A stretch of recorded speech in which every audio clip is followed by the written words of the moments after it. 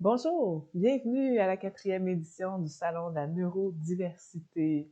La neurodiversité, l'intelligence sous toutes ses formes, et c'est la diversité humaine. C'est une invitation à reconsidérer la nature humaine parce qu'il n'y a rien de mal à être ce que l'on est. Vous allez assister à la présentation de Douance autrement, et si j'étais un profil atypique. Mon nom est Fanny Lebrun, je suis de Sherbrooke, Québec, Canada, et je vous invite à vous rendre sur le site de douanceautrement.com pour télécharger la présentation PowerPoint. Nous allons ensemble faire l'exercice de partir à la découverte de nous-mêmes, sans test, sans diagnostic, juste pour le plaisir de la passion pour l'humain, dans l'humain. Entre autres, on va tâter le terrain des définitions, doué, hypersensible, zèbre, haut potentiel, etc.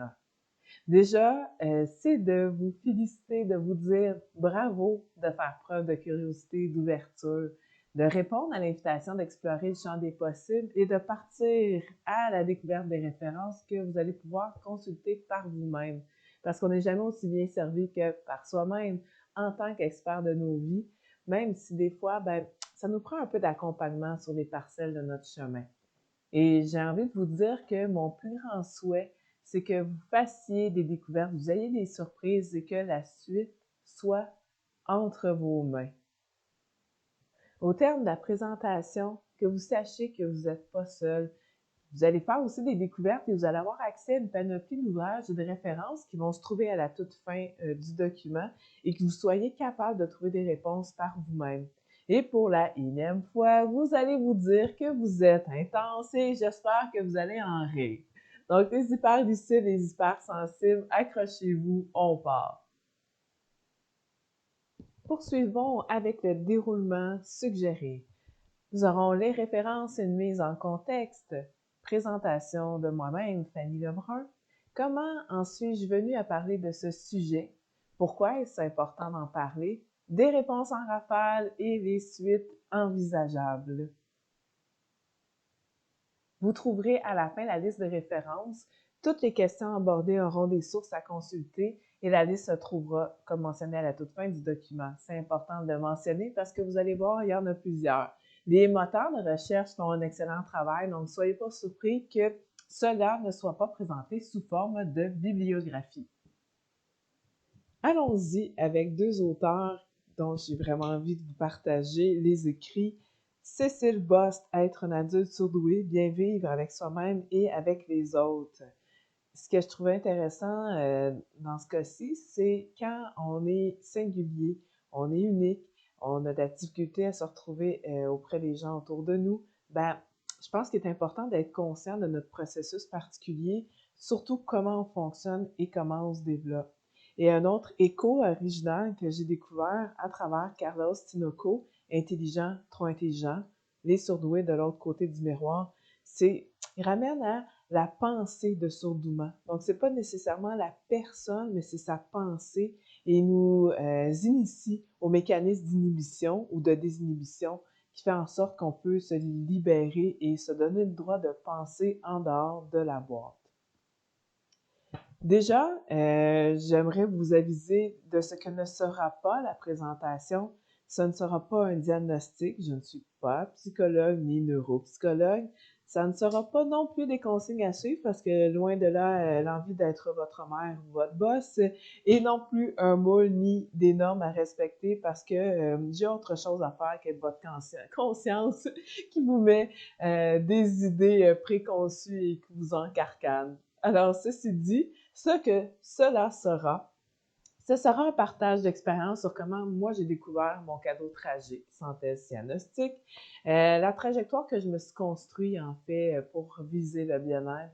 Et c'est surtout de mentionner les rencontres, les lectures, les ouvrages qui ont été éclairants, qui ont nourri ma réflexion, mes questionnements, comment j'ai trouvé des réponses à force de ne pas trouver de professionnels pour m'accompagner adéquatement en tant qu'adulte doué. En fait, c'est une invitation à vous intéresser à votre propre parcours, puis en fait, surtout, c'est de ne pas vous comparer. C'est de voir ce qui vous rejoint, qu'est-ce qui peut vous amener à réfléchir et surtout pas utiliser « Ouais, mais moi, j'ai pas… » Vous comprenez? Donc, non, vous n'avez pas parce que chaque parcours est singulier. Puis je pense qu'à ce stade-ci, ce que je peux vous dire, j'ai choisi non pas de vivre dans l'urgence, mais plutôt dans l'urgence de vivre, d'être dans le tapis, d'être dans l'authenticité et la spontanéité. Peut-être que vous allez être en désaccord avec certains propos. Moi, je vous dirais, n'hésitez pas à lever la main, même à crier, à protester. De toute façon, je ne serai pas là pour vous entendre, mais ça aura le mérite de vous libérer de votre tension émotionnelle. Puis un coup que le choc va être passé avec le recul, là, vous allez peut-être réfléchir, dire « Ah oui, ça c'est quand même intéressant » ou pour les sceptiques, vous allez faire vos propres recherches. De toute façon, tout le monde a droit à son opinion. Puis je tiens à vous mentionner que les propos qui vont être abordés, c'est pas une vérité absolue, c'est non plus un dogme, c'est vraiment juste à la limite pour vous servir à vous positionner vous-même. Et pour certains, vous allez peut-être y trouver du réconfort et de la sérénité parce que vous allez vous y reconnaître. Le défi du temps. On n'abordera peut-être pas tous les thèmes à la profondeur que vous l'auriez souhaité. Il y en a d'autres qui auraient mérité plus d'affection, mais c'est vraiment une présentation pour vous mettre en contact, vous permettre de faire connaissance avec certains auteurs, certains ouvrages. Je réitère l'invitation à visiter douanceautrement.com pour voir des articles plus en profondeur et aussi à rester à l'affût parce qu'il y a peut-être d'autres présentations qui vont venir. Je vous mentionnais le défi du temps. Je n'ai pas de Facebook, je n'ai pas de téléphone portable cellulaire parce que je manque déjà assez de temps comme ça pour faire mes activités et je tente de réduire le temps d'écran pour revenir à l'essentiel, ou presque. Donc, je mentionne qu'il y a des contours flous à venir. Donc, on va pouvoir voir les différentes déclinaisons des profils atypiques, quelques définitions. Je vais parfois expliquer des contextes pour amener des nuances, pour peut-être éclairer ou vous donner envie d'explorer des pistes. Déjà, je vais commencer en vous parlant de qu'est-ce qu'une personne atypique. J'ai eu envie de prendre la définition qui se trouve sur HP Coaching, qui est un site qui se trouve en Belgique. J'ai d'autres sources de la Belgique. J'aime beaucoup, beaucoup ce qu'ils font par rapport au profil atypique. Et dans ce cas-ci, on fait référence à la normalité. C'est quand on se sent décalé, quand on a l'impression d'être extraterrestre et que finalement, on se rend compte qu'il n'y a personne qui est comme nous. Puis, on se rend compte aussi que la solitude est peut-être le prix à payer pour être ce que l'on est. Parlant de ce que l'on est, j'en profite pour me présenter. Qui suis-je? Atypique, multipotentiel et pluridisciplinaire, 20 ans d'expérience en animation et formations diverses et je cumule les certifications universitaires sans bac ni maîtrise, au premier cycle en sciences de l'environnement et au deuxième cycle en éducation relative à l'environnement et en leadership public. Au cours de mon parcours, j'ai occupé plus de 30 emplois différents et je suis une bonne généraliste qui se spécialise aux besoins. Dans la section d'hiver, j'ai visité les 5 continents avec plus de 40 pays en sac à dos et depuis 2018, j'ai signé Stay Underground, donc je ne prends plus l'avion. Je suis une autodidacte par passion. Je suis impliquée dans le média Entrée libre depuis 2012 et j'ai envie de dire que, en fait, je mets mon ressenti au profit de mon âme d'artiste. Plus loin, vous allez voir certaines des créations. Et je suis une activiste pour une meilleure connaissance et collaboration des profils atypiques dans la société et les milieux de travail. C'est un peu la raison pourquoi que j'ai tenu à avoir cette présentation sur les parcours atypiques. Dans mon cas, j'ai toujours cru que j'étais une mutante, mais non, finalement, si on voit dans Surdoué s'intégrer et s'épanouir dans le monde du travail, toujours avec Cécile Bost, c'est une question de valeur puis de besoin, en fait, qui a fait que j'ai souvent changé d'emploi, de milieu de travail. En tant qu'hyperlucide, hypersensible, certainement que j'assistais à des événements où j'étais témoin de certaines situations que j'étais pas à l'aise. Il y a des moments où j'ai été à la lutte, il y a des moments où j'ai abandonné, mais très certainement que rapidement, j'étais à l'aise dans le poste dans lequel j'occupais et je me rendais compte que finalement, ça engendrait peut-être soit de l'ennui ou peut-être des frictions avec la hiérarchie.